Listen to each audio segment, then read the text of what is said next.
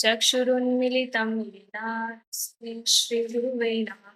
श्रीचैतन्यमनोभीष्टं स्थापितं येन भूतले स्वयं रूपा कदा मह्यं ददाति स्वपदान्तिकम्। वन्देऽहं श्रीगुरो श्रीयुतापदकमलं श्रीगुरुन् वैष्णवांश्च श्रीरूपं साग्रजातं सहगण रघुनाथान्वितं तं सजीवम् सावधेतं सावधूतं परिजनसहितं श्रीकृष्ण चैतन्यादेवं श्रीराधा कृष्णपादान् त्रैगणा ललिता श्रीविशाखान्वितांश्च हे कृष्ण करुणा सिंधु दीनबंधु जगतपते गोपेश गोपिका कांता श्रीराधा कांता नमोस्तुते तप्त कांचन गौरांगी श्रीराधे वृंदावनेश्वरी वृषभानुसुते नमामि हरे प्रिये वाञ्छाकल्पतरुर्भ्यश्च कृपा सिन्धुपैव च पतितानां पावनेभ्यो वैष्णवेभ्यो नमो नमः। जय श्री कृष्ण चैतन्य प्रभु नित्यानंद श्री अद्वैत गदाधर श्रीवासादि गौर भक्तवृंद हरे कृष्णा कृष्णा कृष्णा हरे हरे हरे राम राम राम हरे हरे नमो विष्णुपादाय कृष्णपृष्ठाय भूतले श्रीमते भक्तिवेदांत स्वामिनिति नमस्ते सारस्वते देवे गौरवाणी प्रचारिणे निर्विशेष शून्यवादी पाश्चात देश तारिणी। तो हरे कृष्णा सबको। तो कल बलराम जयंती है। मैं ट्रैवल कर रही होंगी तो दिन के समय होगा, पर सुबह के समय हम लोग 8 बजे प्रयास करेंगे, क्लास हो या फिर 8 बजे के पहले आप लोग प्रार्थना करिएगा कि सब मैनेज रहे, क्योंकि कल हम लोगों को थोड़ा मंदिर में सेवा था, तो प्रभु जी को भी सेवा था और मेरा भी सेवा था, तो हम लोगों को लगभग 12 बज गया कल। हम लोग 11:30 बजे तो हम घर पहुंचे थे टेम्पल से। प्रभु जी को आने में लेट हुआ, फिर थोड़ा 12 साढ़े 12 बजा और कुछ भक्तों को अर्जेंट रिप्लाई भी करना था, कुछ मैसेजेस का रिप्लाई करके, और फिर वो थोड़ा सा लेट हो गया था। तो आज सुबह ना तो जपा टॉक ले पाए और फिर क्लास भी 8 बजे नहीं हो पाया, तो क्षमा करिएगा। अभी थोड़ा जन्माष्टमी तक थोड़ा सा ऐसे ऊपर नीचे चलता रहेगा, ठीक है। तो आज हम कृष्ण लीला का एक छोटा सा प्रसंग लेने का प्रयास करेंगे। तो भगवान कृष्ण की जो लीलाएं हैं, मतलब कल हम लोग चर्चा कर रहे थे कि एक दिन क्या होता है, मतलब जो विष्णु जी है ना, वो विष्णु जी ने भी भागवतम सुनी है भगवान कृष्ण से, और दोनों में डिफरेंस है। अगर हमसे पूछा जाए कि बाय तत्व मेन उनका मटेरियल, जैसे गोल्ड होता है ना, गोल्ड का आप चेन भी बना सकते हो, अंगूठी भी बना सकते हो, घड़ी बना सकते हो ना, इयररिंग्स बना सकते हो, इस तरीके से। लेकिन मटेरियल मेन क्या है उसका, गोल्ड ही है। उसी तरीके से जो भगवान विष्णु हैं, भगवान कृष्ण हैं, तो तत्व से तो सेम है, लेकिन क्या है, उनकी ड्यूटीज अलग अलग हैं, है ना। और कृष्ण से विस्तार होकर के विष्णु आते हैं। तो ये बड़ी प्यारी बात है। श्रील प्रभुपाद जी से जब पूछा गया, इसको हम क्या है कि हर क्लास में लेने का प्रयास करेंगे, हर 2-4 दिन में, ताकि आपके दिमाग में फिट हो जाएगी और मेरे भी। प्रभुपाद जी से एक बार पूछा गया कि प्रभुपाद, भगवान, मतलब हम लोगों को भगवान ने बनाया है, भगवान ने ये पूरी सृष्टि की रचना की है, लेकिन भगवान कहाँ से आए, भगवान को किसने बनाया? तो प्रभुपाद जी ने बोला कि भगवान कृष्ण से आए हैं। तो ये जो एब्सोल्यूट ट्रूथ वाली जो बात है कि भाई कृष्ण जो है, कृष्ण सिर्फ भगवान नहीं है, कृष्ण परम सत्य है। वो परम सत्य से भगवान विष्णु आते हैं, है ना।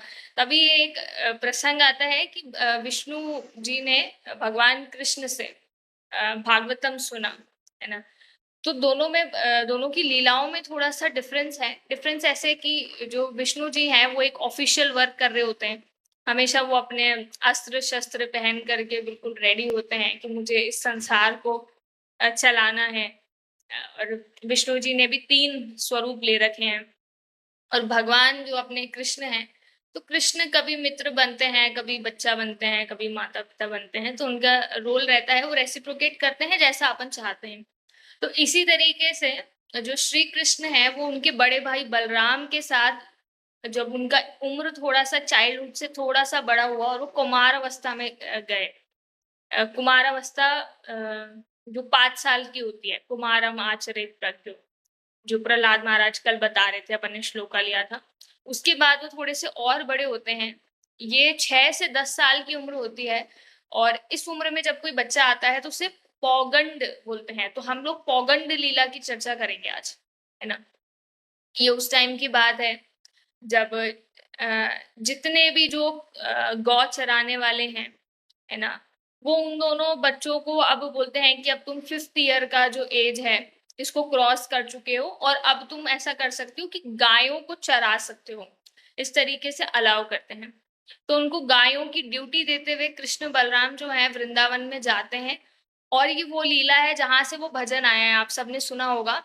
छोटी-छोटी गैया, छोटे-छोटे ग्वाल, छोटो सो मेरो मदन गोपाल। तो ये जो भजन आया महाराज एक बार बता रहे थे कि जो गाय हैं, वो गाय बड़ी गाय नहीं दी थी कृष्ण बलराम को। उनको बोला था कि तुम गैयाओं को छोटी-छोटी जो बछड़े होते हैं उनको लेकर के जाओगे, है ना? क्योंकि बड़ी गाय देंगे तो तुम उनको टेक केयर नहीं कर पाओगे। छोटी गायों को लेके जाने में ईज़ी है। तो वो छोटी-छोटी गैया चल के जाती हैं और उनके जो हूफ प्रिंट्स होते हैं ना, वो हूफ प्रिंट्स जब ज़मीन में पड़ते हैं तो छोटे-छोटे से जो कंकर होते हैं वो ऐसे मैश कर देते हैं और मिट्टी बना देते हैं। तो वो ऐसे चलते हुए जा रहे हैं और फिर भगवान पीछे जा रहे हैं, कृष्ण बलराम ऐसे करके। और ऐसे बताते हैं कि यही वो डिवाइन टाइम था जब धीरे-धीरे कृष्ण का जो चरण है वो पूरे वृंदावन में उनके फुटप्रिंट्स पड़ने लगे। तो ऐसे बताते हैं कि भगवान के जो शुद्ध भक्त हैं उनको आज भी ये फुटप्रिंट्स देखने को मिलते हैं, हम लोगों को नहीं मिलेंगे। हमें उसके लिए शुद्ध होना पड़ेगा बहुत ज़्यादा। तो ऐसे बोलते हैं कि कृष्ण बलराम के पीछे मतलब कृष्ण बलराम के आगे जो गाय हैं वो चल रही होती थी और कृष्ण कभी-कभी बांसुरी बजाते हुए जाते थे वृंदावन से होते हुए। और जब जा रहे हैं तो वृंदावन वन समझते हैं ना, जंगल है। तो जंगल में जा रहे होते थे और वहां पर बहुत सारे सुंदर सुंदर फूल, सब्जियां, घास, गायों के लिए चारा, है ना, गीली गीली हरी हरी घास इस तरीके से देखने को मिलता था। तो अभी के टाइम पे हम जंगल में जाएँगे तो हो सकता है हमें इतनी फूल, फल ये सब नहीं मिले। क्योंकि अब हम थोड़ा उसको कल्टीवेट करते हैं, उसके हिसाब से चेंज करते हैं, लेकिन ये पहले की बात है। और भगवान आए हुए हैं तो भगवान के अकॉर्डिंग ग्रीनरी, फ्लावर्स वो सब उस तरीके का रहता था। ना? तो उस टाइम पे ऐसे बताते हैं कि वृंदावन का जो जंगल है, उसका हृदय मतलब जंगल भी जीवित है। अ, भगवान का जो धाम है उसमें सब कुछ चिन्मय है। चिन्मय समझते हैं ना? सब कुछ लिविंग है। उसी तरीके से जो वृंदावन का जंगल है, ऐसे बताते हैं कि वो एक क्लियर शुद्ध भक्त की तरह है, जिसमें बहुत सारी मधुमक्खियाँ जो हैं भिन-भिन आती हैं। मधुमक्खियाँ कहाँ आती हैं? हनी बीज़ कहाँ आती हैं? वहीं आती है जहाँ अच्छे-अच्छे फ्लावर्स मिलें और शहद मिले। तो वहाँ पे बहुत अच्छे-अच्छे फ्लावर्स हैं, बहुत अच्छे फ्रूट्स हैं। ऐसे बताते हैं कि हमारे पास तो क्या ही वैरायटी होगी जिस टाइम पे मतलब भगवान यहाँ पे थे तो अनलिमिटेड लाखों प्रकार के फल और वहाँ पे चिड़ियाओं की चहचहाने की आवाज़ आ रही है, नदी आ रही है बहते हुए तो उसमें आप अपनी शक्ल देख सकते हो, इतना क्लियर पानी है। और ऐसे बताते हैं कि ये पानी जो ऐसे बहता हुआ आता था ना, उसको देखने मात्र से जो थकान होती थी शरीर की वो चली जाती थी। और जो हवाएँ चलती है बिकॉज़ इतनी ग्रीनरी है, इतने सुंदर-सुंदर फूल हैं, तो हवा जो चल रही है ना, उसमें भी एक मीठी-मीठी सी खुशबू आया करती थी, है ना? तो हमारे माइंड के लिए और शरीर के लिए बहुत रिफ्रेशिंग था। तो हमेशा ऐसा होता था यशोदा मैया जैसे कृष्ण बाँसुरी बजाते थे ना, तभी ये सब होता था। कि अधिकतर मधुमक्खियाँ आ रही हैं और कृष्ण के बाँसुरी के आस-पास में भिन-भिनाती थी, है ना? उनको बड़ा अच्छा लगता था कि मतलब कृष्ण बाँसुरी बजा रहे हैं। सब रेसिप्रोकेट कर रहे हैं, ऐसा नहीं कि ये मधुमक्खी है। हम लोग तो उस स्तर पे नहीं देख सकते लेकिन भगवान तो आत्मा देखते हैं ना, तो वैसा वाला। तो ऐसे बताते हैं भगवान बाँसुरी बजाते थे, तो सारे जीव चहचहाने लगते थे, इतने खुश हो जाते थे। यशोदा मैया कहती थी, "ये अजीब-सी महक कहाँ से आ रही है?"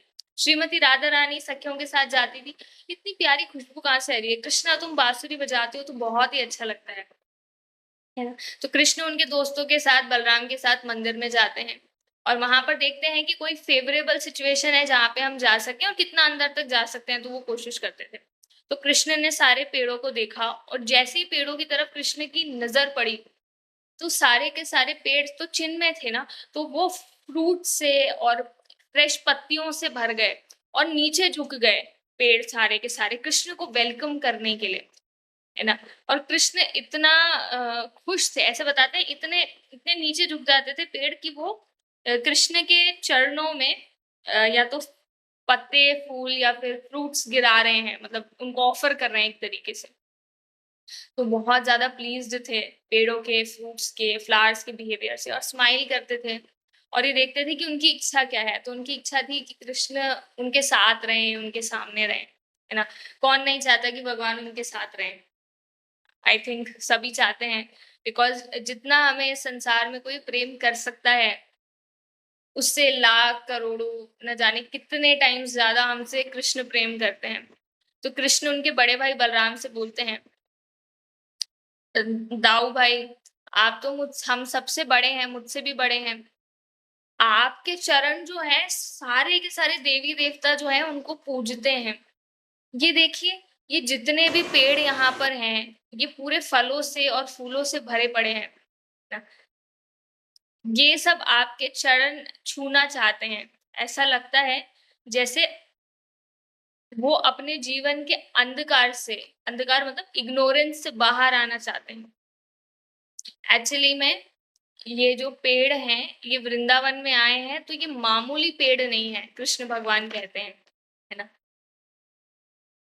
इनका भी कुछ पास टाइम है, कुछ लीला रही है और वो इस स्थिति में ऐसे आए हैं। लेकिन अब देखिए, उनको बलराम जी आपको देखने का मौका मिल रहा है वृंदावन में। ये उनकी दिव्य लीला है ना, जैसे बता रहे हैं। और ये सब प्रे कर रहे हैं कि भगवान आप हमें अपना पर्सनल एसोसिएशन हमेशा दें, ताकि हम भक्ति में प्रगति करते रहें, बहुत ज्यादा भक्ति में आगे बढ़ते रहें। इस तरीके से बोल रहे हैं। फिर ऐसे बोल रहे हैं कि कुछ निराकार लोग होते हैं जो इम्पर्सनलिस्ट होते हैं ना, जो भगवान के विग्रह रूप को नहीं मानते, कहते हैं कि भगवान तो आ, रोशनी है, भगवान का कोई शरीर नहीं है ना। तो महाराज इसमें बहुत प्यारी बात बोलते हैं। महाराज बोलते हैं कि फिर जो आप भगवान को सुनाते हो, तो बिना कान के वो सुनते कैसे हैं? अगर उनका शरीर नहीं है, तो आपकी प्रेयर्स को एक्सेप्ट कैसे करते हैं, है ना। तो ये बहुत ही एक बोलते हैं ना मुंडेन बकवास फिलॉसफी है कि सिर्फ भगवान निराकारी है। निराकार है, लेकिन सिर्फ वही नहीं है, उनका एक शेप है, फॉर्म है। वरना हम भी फॉर्मलेस होते हैं ना, फिर हमारा शेप क्यों है, हमारी बॉडी क्यों है? तो ऐसे बोल रहे हैं कृष्णा की इवन जो बड़े बड़े फिलोसफर्स हैं, वो अपने जीवन से अंधकार दूर नहीं कर सकते, but Balram, by seeing you, bye touching your lotus feet, हम आपके चरण को मतलब हम कृष्ण प्रेम प्राप्त कर सकते हैं, परम भक्ति। आगे बोल रहे हैं कि मुझे लगता है ये सारे के सारे पेड़, ये सारी की सारी मधुमक्खियां जो आसपास में भिन भिन आ रही है ना, ये आपकी ही भक्त रही हैं। ऐसे बताते हैं कि आपकी कंपनी कभी छोड़ नहीं सकते हैं, क्योंकि आपसे बेटर कोई नहीं है। आप परम मास्टर हैं। हम सबके परम गुरु कौन है? बलराम जी तो हैं। इस तरीके से बोलते हैं, आप सुप्रीम पर्सनालिटी ऑफ गॉडेड हैं, आप परम भगवान हैं, है ना। आई थिंक कि कुछ साधु संत होंगे जो आपके भक्त रहे होंगे, बड़े बड़े साधु संत जो आपके भक्त हैं। और आगे बोल रहे हैं, मेरे प्यारे भाई, ये जो आप परम भगवान हैं, है ना, आप परम वर्शिपेबल गॉड हेड है, supreme personality of God head है। यहाँ पर देखो कितने सुंदर सुंदर मोर हैं, जो आपके आगे इतने सुंदर तरीके से नाच रहे हैं आपको प्लीज करने के लिए। ये डियर देखो यहाँ पर, ये बिल्कुल गोपी की तरह बिहेव कर रहे हैं और आपको आकर के कितने स्नेह से लाड कर रहे हैं। यहाँ पे कुकू बर्ड्स हैं, वो भी कितने प्यारे तरीके से रो रही हैं और हमेशा सोचती हैं कि बलराम जी कब हमारे घर में आएंगे, कब हमारी सेवा स्वीकार करेंगे, है ना। यहाँ तक कि यहाँ के पेड़ जानवर, ये सब वृंदावन के सारे रेजिडेंट्स आपको ग्लोरीफाई करते हैं। आपकी महिमा अपार है बलराम जी।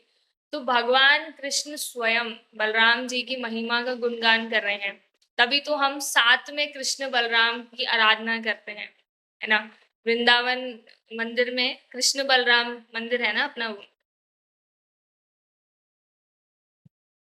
वो कह रहे हैं कि बलराम जी ये सारे के सारे जीव ना बेस्ट तैयारी कर रहे हैं कि कैसे आपको अपने घर बुलाया जाए।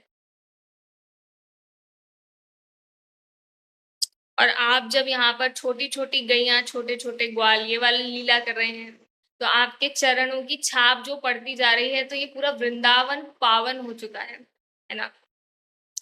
तो ये बहुत नेचुरल है वृंदावन के लोगों के लिए कि वो आपको बुलाएँ। यहाँ पे जितने भी हर्ब्स हैं, क्रीपर्स हैं, प्लांट्स हैं, वो कैसे भी करके आपके चरण छूना चाहते हैं। ऐसे बताते हैं क्रीपर्स समझते हैं ना जो रेंगने वाले पौधे होते हैं, मतलब स्टिल होते हैं बट ज़मीन पे ऐसे उगते हैं बेल की तरह फ्लैटर्स होती हैं। तो वो भी भगवान बलराम के पैर छूना चाहते हैं, इस तरीके से बताते हैं। एंड आपके पैर छू कर के आपके पैर के नाखून ही छू करके सब कुछ बहुत ग्लोरियस हो जाता है। यहाँ के पेड़ों को, नदियों को देखिए, ये भी कितने ग्लोरियस है क्योंकि आपकी तरफ देख रहे हैं या आपको देखना चाहते हैं। और ये सबके ऊपर जो ब्रज की जो गोपियाँ हैं, वो बड़ा आपको ग्लोरीफाई करती हैं, है ना? आप वो व्यक्ति हैं जिनके बहुत बोलते हैं ना इतना टाइट आपका हग है। आप बलराम जी इतने स्ट्रॉन्ग हैं भैया कि आप किसी को गले लगाए ना, तो उसको एक वार्म्थ और एक ऐसे यूँ बेचारा ऐसे वो उसको स्ट्रेंथ फील होएगी बोले हाँ, दमदार व्यक्ति ने मुझे गले मिला है ना? इस तरीके से बोलते हैं। तो कृष्ण बलराम जो है वो साथ में एन्जॉय करते हैं और गाय वगैरह को ग अ, गो छोटी-छोटी गायों को और उनको लेकर के जाते हैं और यमुना के तट पे पहुँचते हैं। तो कृष्ण बलराम उनके दोस्तों के साथ होते हैं। ये लोग गाना गा रहे हैं और कभी ना मधुमक्खी जैसी आवाज़ निकाल रहे हैं, कभी अलग-अलग टाइप की लीलाएँ कर रहे हैं। और कृष्ण बलराम जो है मतलब जंगल के जो पेड़ हैं, उनसे अचानक से एक फूल निकल कर के आते हैं, उनकी माला बनती है और कृष्ण बलराम के गले में आकर के डल जाती है। इस तरीके की लीला होती है।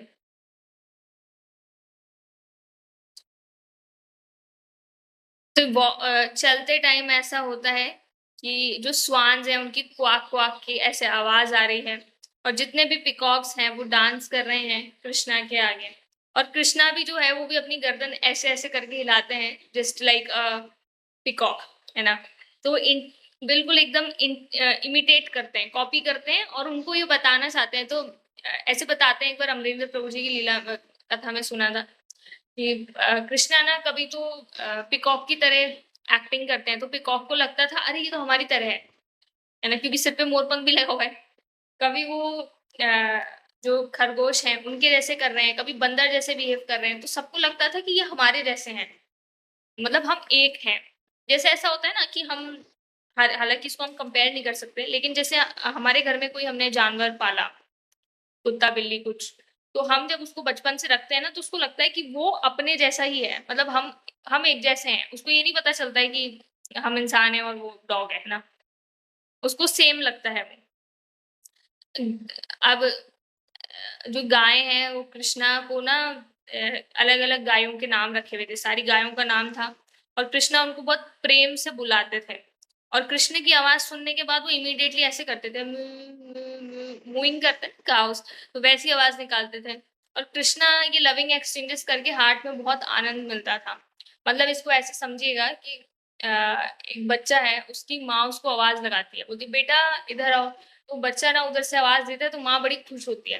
फिर माँ उसको दोबारा आवाज़ लगाती है, फिर वो ऐसे अपना कुछ रोल कर रहा है, खेल रहा है, फिर वो बोलता है, "हाँ, मम्मा" ऐसे करके या फिर कुछ हँसता है या कुछ करता है। तो उसी तरीके के लविंग एक्सचेंजेस एक्चुअली में काउज़ और कृष्णा के बीच में हो रहे हैं, ना? तो इतने इमिटेट करते हुए, इतने साउंड्स निकालते हुए, अलग-अलग टाइप की बर्ड्स के भी, चकोरास, पीकॉक्स, कुकूज़, भारद्वाजस और कृष्ण बलराम उनके साथ खेल रहे हैं। कभी-कभी तो ऐसे बताते हैं कि टाइगर और लायन के साथ भी वो खेल रहे हैं, ना? सुनने में अजीब लगता है, पर ऐसा लीला हुआ है। और जब कभी ऐसा होता था कि वो लोग थक जाते थे, तो बलराम जी क्या करते थे, किसी भी ग्वाले के गोदी में ऐसे सिर रख करके और लेट गए, और कृष्णा जो है वो आ रहे हैं और बलराम जी के चरण को मसाज कर रहे हैं। तो आई थिंक आप लोगों को थोड़ा समझ में आ रहा होगा, हो सकता है थोड़ा बोरिंग लगे पर इमेजिनेशन में बड़ा सुंदर लगेगा। वो कृष्ण का जो वो है बचपन का पास टाइम, जिसमें लिटिल कृष्णा कार्टून है ना, उस तरीके से इमेजिन कर सकते हैं आप, क्योंकि उसमें जैसे कृष्ण है बहुत हद तक वैसा दिखाया है ना। तो हम लोग बलराम जी को ज्यादा ग्लोरीफाई कर रहे हैं क्योंकि कल बलराम जयंती है ना। तो थोड़ा वैसा मूड डेवलप हमारा होना चाहिए। तो हो सकता है हमें थोड़ा बोरिंग लगे बिकॉज ये लीला जो है बहुत स्लो चल रही है अभी हमारे लिए। तो बलराम जी लेटे हुए हैं कोई बच्चे के गोदी में, और मतलब सिर रख करके, और कृष्णा जो है बलराम जी के पैर में मसाज कर रहे हैं। कोई एक जना बलराम जी की हवा कर रहे हैं, बलराम जी ओह बड़ा आनंद मिल रहा है। कोई मेरे लिए कुछ लेकर के मुझे भूख लग रही है, मतलब इस तरीके से ऑर्डर मार रहे हैं वो, है ना। कोई पैनिंग कर रहा है ऐसे, और ठंडी ठंडी हवा चल रही है, और फिर बलराम जी की थकान उतर जाती है। तो बाकी सारे बच्चे हैं वो बलराम को देख करके बोले यार, गाते गाते और फिर उन सबको नींद आ जाती है, तो एक दूसरे के ऊपर सो रहे हैं, ऐसे करके इनका हो जाता है। और कभी ऐसा होता है कि बलराम जी या तो रेस्ट ले रहे हैं, या फिर कभी ऐसा होता है कि कभी कभार वो रेसल कर रहे होते थे, आपस में लड़ रहे हैं, या फिर एक दूसरे के ऊपर कूद रहे हैं धम धम करके, है ना। या फिर कभी ना कुछ ग्वाले जो हैं वो गौ चराने वाले बन जाते हैं, कुछ गायें बन जाती हैं, बछड़े बन जाते हैं, और ऐसे आवाज निकालते हैं, उनको चराते हैं, अलग अलग गेम्स खेलते हैं। तो बलराम जी जो है उनकी लीला चल रही है, सारे बॉयज जब इंगेज होते हैं तो कृष्णा जो है उनको पकड़ते थे, उनके हाथ पकड़ लेते थे, उनके साथ जोर जोर से हंसते थे। जब कृष्णा थकते थे तो वो कोई बड़े से पेड़ के नीचे जा करके अपना सिर रख लेते थे, और फिर कोई मतलब वही कोई ग्वाला आता था उसका, उसकी गोदी में सिर रख करके, और फिर अ, तकिए की तरह इस तरीके से, या फिर जो पेड़ की जो जड़ें हैं उसको तकिया बना करके ऐसे लेट जाया करते थे। और फिर कोई एक जना है जो पैर मसाज कर रहा है, कोई एक जना फैन से हवा दे रहा है, बड़ा पत्ता ले लेते थे, ऐसे-ऐसे हवा कर रहे हैं। तो इस तरीके की चीज़ें। और कभी-कभी कृष्णा बोर हो रहे हैं, तो जो ग्वाले हैं वो बहुत ही अलग-अलग आवाज़ों में गाते थे, है ना? तो फिर जैसे ही वो लोग थक जाते थे तो थोड़ा दूर हो जाते थे, बोले अब हम आराम करेंगे। तो ये वाली लीला आती है, हम इसको थोड़ा-सा आगे चलेंगे।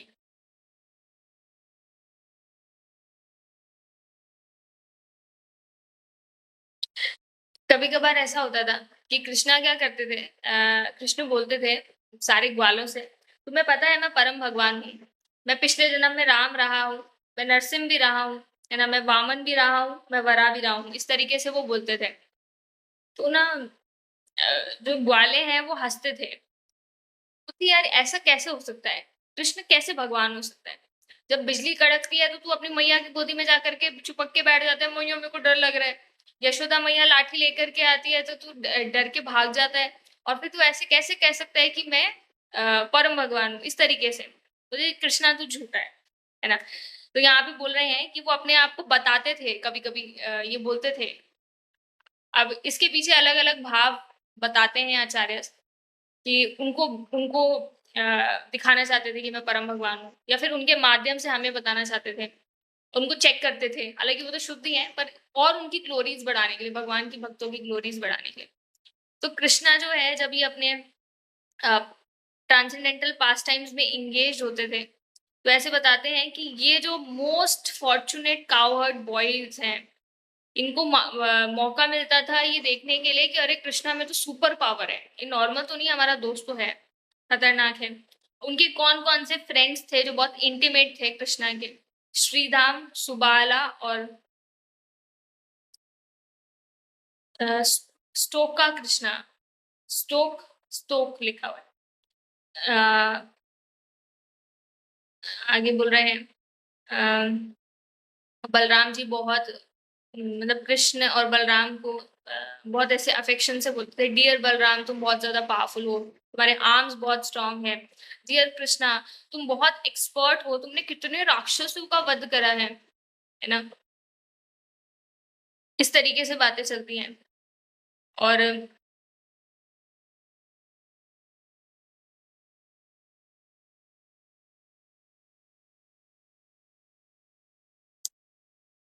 आगे हम थोड़ा सा इसको लीला पे चलते हैं, है ना? अब आगे क्या होता है कि बोलते हैं, ये देखो यहाँ पर एक पेड़ है ना? मतलब इस तरीके से ये लोग बातें करते हैं और बातें करते-करते बहुत सारी पास्ट टाइम्स में जो इन्होंने मतलब अजीब-सा लगेगा हमें सुनने में, और भगवान ना भगवान का वर्णन, गुणगान खुद कर रहे हैं और उनसे करवा रहे हैं। बोले पता है मैंने मैंने उस राक्षस को मारा था, पूतना को भी तो मारा था मैंने। मैं भगवान कैसे नहीं हूँ बताओ, है ना? अभी तुम लोगों के आगे की बात है, मैंने इतना भारी काट ऐसे गिरा दिया था। रनवंता की स्टोरी याद है कि नहीं? इस तरीके से वो बताया करते थे। तो वो बोल रहे हैं ये देखो, एक जंगल है बहुत बड़ा, उस जंगल का नाम है तालवन, है ना? तालवन में बहुत सारे पाम ट्रीज़ हैं और उसमें बहुत सारे फ्रूट्स हैं, इस तरीके से वो बताते हैं। कुछ फ्रूट्स ना नीचे गिर चुके हैं और कुछ फ्रूट्स हैं पक कर के नीचे गिरे हैं, तो हम वहाँ पर चलते हैं। तो अब होता यूँ है कि पर यूँ आपस में उनकी बात चलती है, वो बोलती हैं कि यार वहाँ पे चलेंगे तो सही, पर मैंने सुना है वहाँ पर एक राक्षस है धेनुकासुर करके, है ना? तो बहुत डिफ़िकल्ट है वहाँ पे जाना। कि यार हम लोग तो नहीं जा पाएँगे। कृष्ण बलराम पर ऐसे बताते हैं कि जो धेनुकासुर है ये गधे के रूप में है। गधे का स्वरूप है और बहुत बड़ा राक्षस है, बड़े-बड़े साइज़ का है। और उसी के टाइप के और भी कुछ ये एस डोंकी के शेप के ही कुछ ऐसे राक्षस वहाँ पर और मिलेंगे। ये तो बहुत डिफ़िकल्ट है। वो बहुत स्ट्रॉन्ग है, हम वहाँ पर नहीं जा सकते। लेकिन हाँ, यूँ ज़रूर है कि तुम दोनों भाई मिलकर के किसी भी राक्षस को मार सकते हो। एक तरफ तो वो बोलते हैं कि तुम भगवान नहीं हो, फिर एक तरफ वो बोलते हैं लेकिन धेनुकासुर को और ऐसे राक्षसों को तुम दोनों ही मार सकते हो, है ना? तो तुम दोनों के अलावा हम में से तो कोई भी नहीं जाएगा। यहाँ तक कि वहाँ पे कोई जानवर, कोई चिड़िया वो भी नहीं जाता, है ना? बोलते हैं यार इवन ऐसा देखा गया है कि अगर कोई चिड़िया भी वहाँ पे जाती है ना, उड़ते हुए तो वो गिर जाती है वहाँ से। वहाँ पे कोई उड़ भी नहीं पाता है। लेकिन ऐसे बोलते हैं कि वहाँ पर इतना स्वीट अरोमा है, बहुत ही मीठी-मीठी खुशबू आती है ना? उस पाम ट्रीज़ से वहाँ पे जो फ्रूट्स लगे हुए हैं। लेकिन हम में से कभी भी किसी ने वो फ्रूट्स तो खाए नहीं हैं। पर कृष्णा हम तुम्हें फ्रैंकली बोले हमारा मन है वहाँ के फल खाने का। तो बलराम जी बोलते हैं यार ठीक है, अगर तुम लोगों को खाना ही है तो मैं तुम लोगों को अपने साथ लेकर के चलता हूँ। है ना? वैसे भी देखो ना यहाँ तक हम सोचने लगे और वो जंगल की तालवन की महक ना यहाँ तक वो अरोमा आ रही है फ्रूट्स की। आपको यहाँ तक महक नहीं आ रही है क्या? बलराम जी बोलते हैं। तो वो दोनों सोचते हैं कि अब इन्होंने पिटीशन लगा ही दी है, बोल ही दिया है, इंस्ट्रक्शन आ ही गया है, तो चलो चलते हैं, है ना? फिर वो जंगल की तरफ जाने लगते हैं और जैसे ही वो जंगल की तरफ जाते हैं, तालवन में एंटर करते हैं, तो बलराम जी जो है, वो अपने हाथों से ऐसे यूँ धम-धम ऐसे पेड़ों को मारते हुए चल रहे हैं, है ना? और जर्क कर दिया एक तरीके से, मतलब बलराम जी अपनी स्ट्रेंथ दिखा रहे हैं। यहाँ पे बलराम जी की लीला है ना, तो ऐसे पेड़ों पे यूँ मारा ऐसे मुट्ठी करके यूँ दम, तो इतना मारने पे बहुत सारे फ्रूट्स नीचे गिर गए। तो वो यूँ बता रहे, लो इकट्ठे करते जाओ, फल इकट्ठे करो, खाओ, मज़े करो। है ना? तो फ्रूट्स की जैसे ही ऐसी आवाज़ें आने लगती है, तो धेनुकासुर सो रहा होता है, वो उठ कर के आ जाता है और वो गधे के रूप में होता है। बहुत फ़ोर्स के साथ वो आता है और ऐसे बोलते हैं वो इतनी ज़ोर से आता है, ऐसा लगता है भूकंप आ गया। पूरी ज़मीन हिलने लग जाती है, कंपन हो जाता है। तो जैसे ही वो राक्षस आता है बलराम जी के आगे, तो बलराम जी ने क्या करा? ऐसे बताते हैं कि आगे के जो पैर होते हैं धेनुकासुर के, वो 4 हम उसको 4 लेग्स बोलते हैं, पीछे वाले हाइंड लेग्स हैं, तो पीछे वाले पैर से ऐसे बलराम जी की छाती पे, चेस्ट पे ऐसे लात मारता है धेनुकासुर, है ना? अब बलराम जी ने पहले कुछ नहीं कहा, है ना? तो उसको और गुस्सा आया धेनुकासुर पे। बोले यार ये इतना सा बालक, इसकी इतनी हिम्मत। तो बलराम जी ने क्या करा, एक हाथ से उसको ऐसे पकड़ा, ऐसे ही ज़ोर-ज़ोर से घुमाया और ऐसे फेंक दिया। मतलब एक राक्षस को। और ये बहुत ही ऐसे ऐसे लगेगा ना, बोले यार क्या था? मतलब जैसे हम ऐसे कोई कपड़े को लेकर यूँ-यूँ घुमा करके ऐसे फेंक देते हैं, ऐसे लिया, पकड़ा और यूँ घुमाया और फेंक दिया, है ना? तो वो जो पाम ट्रीज़ हैं, उनकी जो पत्तियों से एक वो झुंड बन जाता है ना ऊपर, तो उस ब्रांच पे जाकर के धेनुकासुर गिर गया, इस तरीके से, और उसने उसका शरीर इमीडिएटली छोड़ दिया, वो वहीं मर गया। तो अब हुआ क्या कि ऐसा लगा जैसे हरिकेन आ गया, बहुत ज़्यादा बवंडर सा मच गया। और ना फिर अचानक से बहुत सारे पेड़ों की गिरने की आवाज़ आने लगी और पेड़ लुढ़क-लुढ़क करके नीचे आने लग गए, एक के बाद एक के बाद एक।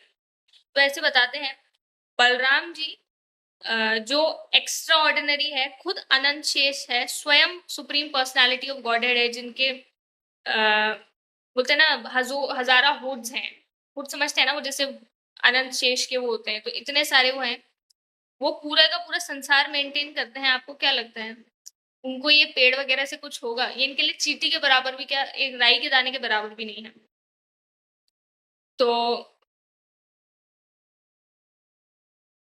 जैसे ही क्या होता है कि कृष्ण बलराम ने वो धेनुकासुर को ऐसे फेंका था और वो पेड़ के ऊपर जाकर के गिरा था और पेड़ आकर के गिरने लगे।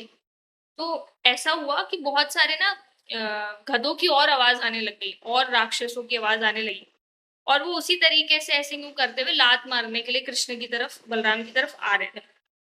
ऐसे बताते हैं कि उन्होंने पहले पेड़ गिराए, वो ही कर रहे थे और फिर बाद में कृष्ण बलराम ने ऐसे ही बोलते हैं ना, ऐसे ही पकड़-पकड़ के ऐसे उठा-उठा के फेंका, वो सारे के सारे और पेड़ों के ऊपर जाकर के बिछ गए, फल की तरह।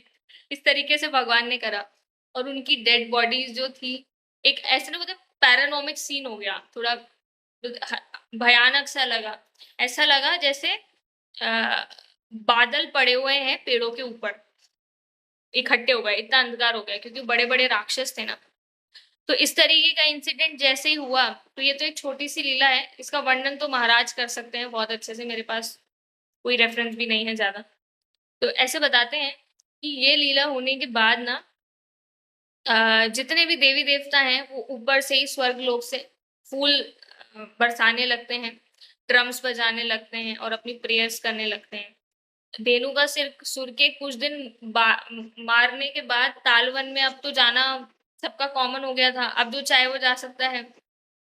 जितने भी जानवर हैं वो वहाँ जा सकते हैं, गाय जा सकते हैं। तो ऐसे बोलते हैं कि अगर हम कृष्ण बलराम की ये तालवन की लीला बार-बार सुनते हैं और इसको मेमोराइज़ करते हैं, कॉन्टेम्पलेट करते हैं इसके ऊपर, तो हमारा जितने भी जीवन का आसुरी शक्तियाँ हैं लाइक धेनुकासुर, ये सारी चली जाएँगी। तो कृष्ण बलराम जब वृंदावन में एंटर करते थे उनके दोस्तों के साथ, फ्लूट बजाते थे और उनकी अनकॉमन एक्टिविटीज़ को उनके दोस्त प्रेज़ करते थे। बोले यार गज़ब यार! हमारा दोस्त ऐसा है, इसमें पावर है। ये ना इनके इतने बड़े-बड़े असुरों को भी मार देता है, लेकिन उनको कभी बिलीव नहीं होता था कि वो भगवान है ना? तो कृष्णा ने इसीलिए बताते हैं कि कृष्णा ने ये इधर वृंदावन की लीला खत्म करने के बाद जब वो वहाँ गए थे, द्वारिकाधीश बन गए थे और उसके बाद उन्होंने भगवत गीता बोली, तो कृष्णा ने बोला कि अच्छा करा मैंने वृंदावन में भगवत गीता नहीं बोली, मैंने कुरुक्षेत्र में बोली। नहीं तो ये लोग तो मेरे को भगवान मानते नहीं, ये लोग मैं बोलूँगा सर्वधर्मान् परित्यज्य माम एकम शरणम व्रज। तो ये बोलेंगे ओहो! ओहो! अब ये देखो क्या बोल रहा है ये बच्चा। है ना? बहुत बड़ा हो गया है। यशोदा मैया बोलेगी बेटा तू इधर आ, चल लड्डू खा। इस तरीके से इवन ऐसे बताते हैं कि जब कालिया को मारा था ना, तो कालिया को मारने के बाद भगवान आते हैं, पूरा लीला करके, तो पानी के अंदर थे ना, तो वो गीले हो गए थे। जैसे ही बाहर निकले तो यशोदा मैया फटाफट से टॉवल लेकर के आती है और टॉवल से पोंछने लगती है। बोले मेरा बेटा तू गीला हो गया होगा। तुझे पोंछ दूँ। तो इस तरीके के तो बोलते हैं यार I am the supreme personality of godhead. मैंने एक असुर को मारा है। ये तो असुरों का मम्मी-पापा है और आप लोग मुझे ऐसे कर रहे हो ला बेटा तेरे को ठंड लग गई होगी टॉवल से पोंछ दूँ। तो इस तरीके से होता था। तो ये लीलाएँ आया करती थी।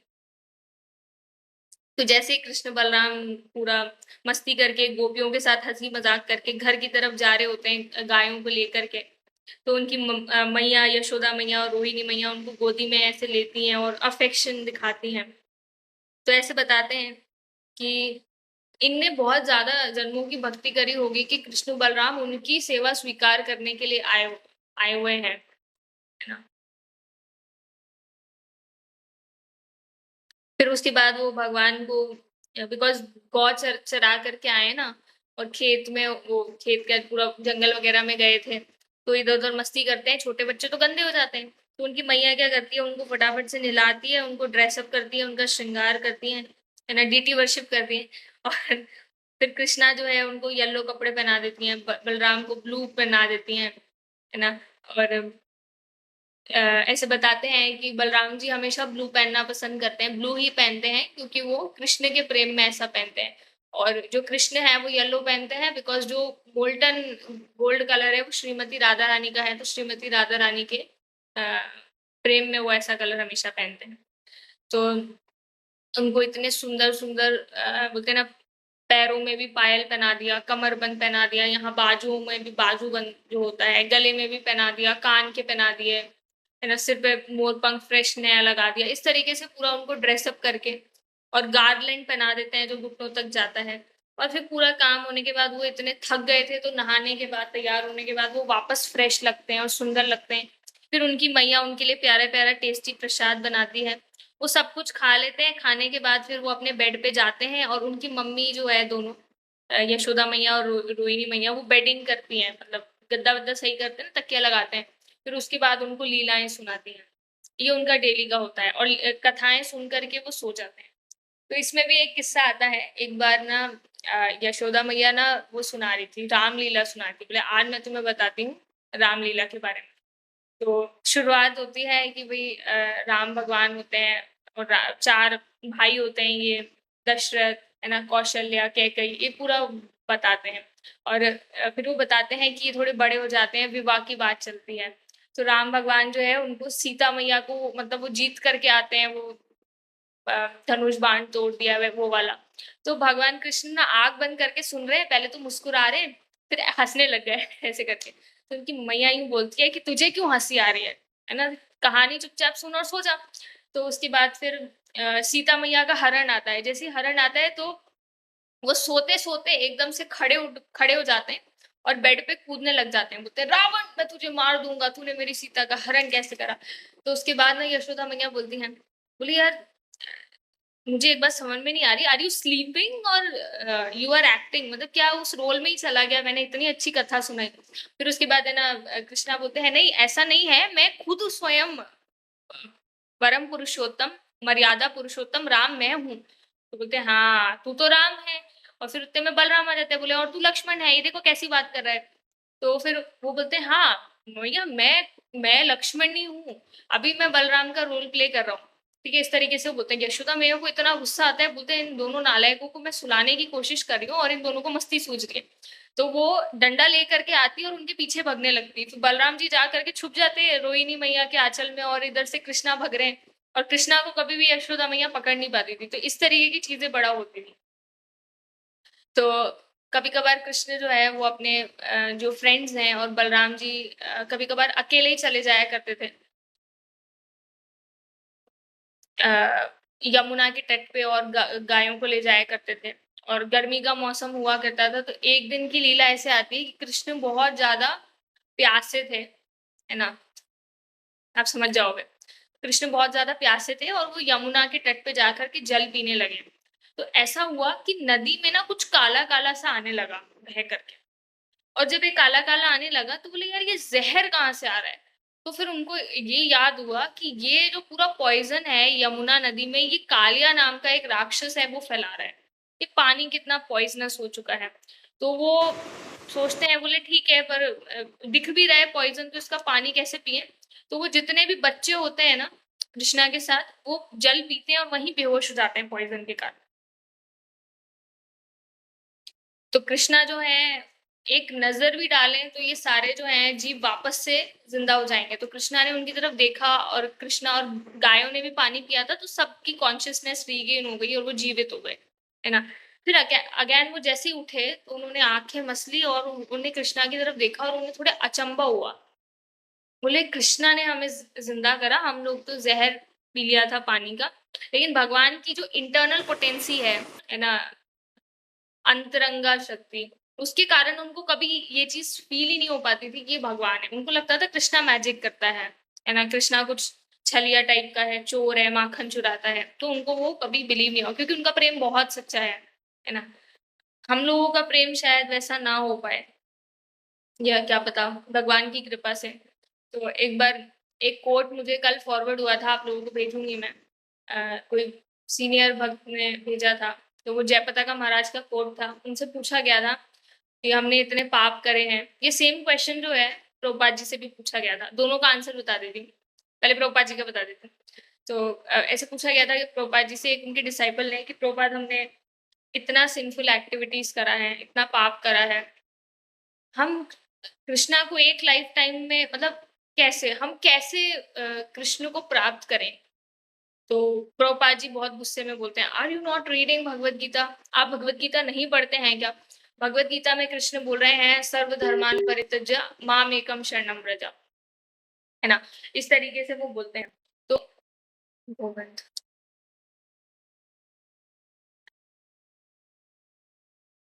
तो जैसे ही वो ये बोलते हैं, तो गोविंद, एक कॉल आ गया था। हाँ, बोले हैं कि सर्वधर्मान् परित्यज्य माम एकम शरणम व्रज। तो प्रभुपाद जी बोलते हैं कि कृष्णा बोल रहे हैं कि the moment you surrender on to me, तो एक क्षण, एक मिनट के अंदर भी आप कृष्णा कॉन्शियस हो सकते हैं, भगवान आपको मुक्त कर देंगे। इसी तरीके से जयपताका महाराज से जो क्वेश्चन पूछा गया था, वो भी कुछ ऐसा ही था कि हमने इतना पाप करा है, हम कैसे इस लाइफ टाइम में फ्री हो जाएँ? तो महाराज ने बहुत सुंदर जवाब दिया। उन्होंने बोला कि दैट इज़ फॉर श्योर कि पॉसिबल नहीं है, लेकिन हमें कृष्ण के लिए रोना सीखना चाहिए। हमारे अंदर विलाप करना आना चाहिए कि मैं कृष्णा कॉन्शियस क्यों नहीं हो रही?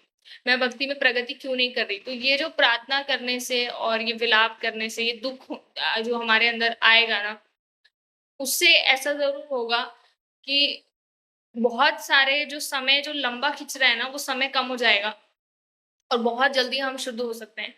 इसका बहुत अच्छा एग्ज़ाम्पल प्रहलाद महाराज की लीला में आता है कि प्रहलाद महाराज को जो शुक्राचार्य है ना? वो उनको समुंदर में फेंक देते हैं, ना महासागर में, बोले इसको फेंक दो कहीं सागर में ले जा कर के, और वो एक उनको साँप से बाँध दिया जाता है ना? खतरनाक साँप होता है, वो राक्षस ही होता है, और गरुड़ जी आकर के फिर बचाते हैं, और जो वरुण देव हैं वो पानी के अंदर से लेकर के आते हैं। तो उनको बाहर लेकर के आते हैं और वो यूँ बोलते हैं कि मैं भगवान से मिलना चाहता हूँ। मुझे आप बोल रहे हैं, मतलब जो वरुण देव हैं वो ऐसे बोलते हैं कि कृष्ण, तो वो बोलते हैं कि प्रहलाद महाराज तुम इतने वो हो, अ, महान भक्त हो, जो बोलते हैं ना, युगों में एक बार ही आता है, एंड ऐसी सिचुएशन में कैसे तुम्हें कृष्ण नहीं मिलेंगे, है ना? कृष्ण तुम्हारा इंतज़ार कर रहे हैं, तो वो उनको मार्गदर्शन दिखाते हैं, बोले तुम भगवान को पुकारो, तो हमें पुकारना सीखना चाहिए, है ना? तो जब करते हैं ना, और ऐसा नहीं कि सिर्फ़ जितनी माला करते हैं उतना हमें हर टाइम कोशिश करनी चाहिए कि भगवान प्लीज़ हेल्प मी। कृष्ण के बारे में सोच कर के, गुरु के बारे में सोच कर के कृष्णा कॉन्शियस रहेंगे हम हमेशा, है ना? तो इतना ही करेंगे आज, है ना? मुझे थोड़ा क्विट करना रहेगा, मेरे पास कॉल्स आ रहे हैं, कोई आ भी गया। ठीक है, 3 बार महामंत्र कर लेते हैं। हरे कृष्णा, कृष्णा कृष्णा, हरे हरे, हरे राम, राम राम, हरे हरे। हरे कृष्णा, कृष्णा कृष्णा, हरे हरे, हरे राम, राम हरे कृष्णा, कृष्णा कृष्णा, हरे हरे, हरे राम, राम हरे हरे। श्रील प्रभुपाद की जय। कृष्ण बलराम महोत्सव की जय। हरे कृष्ण, सबको धन रखना।